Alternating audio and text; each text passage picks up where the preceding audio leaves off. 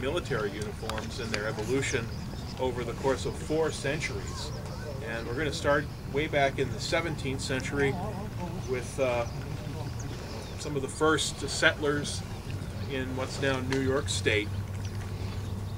And we just had our Dutch militiaman from Albany, otherwise known as Fort Orange, come up.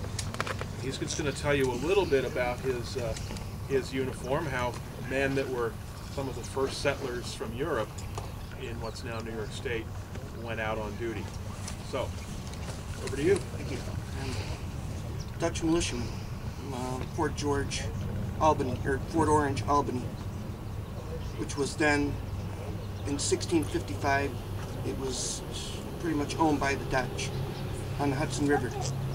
And I'm just portraying a militiaman of that period who ranged from fort to fort on the Hudson River. I'm carrying a snap-ons musket, which is really one of the earliest developments of the snap-action flintlocks. It has 3 parts to it, 3 acting parts. The snapping head with the flint hitting the battery and uncovering the flash pan. Demonstrate the action.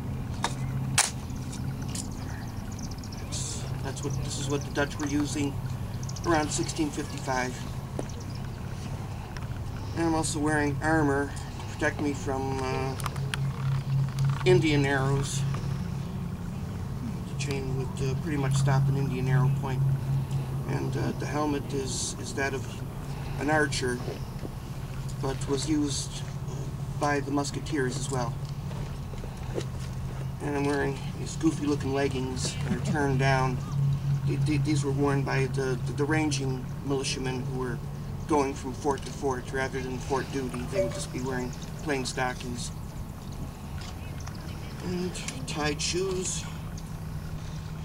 I'm carrying a sword. This is a Scottish claymore, which the Dutch, the English carried. Sometimes they were Scottish and sometimes they were German basket hilts.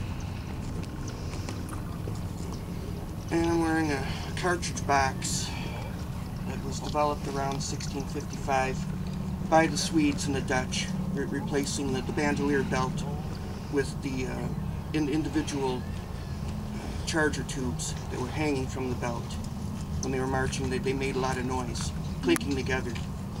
So the Swedes around 1653, they developed a cartridge box with paper cartridges, just the cartridge alone, and the musket balls are carried in a separate pouch. It was really the first big innovation for the militia at that time.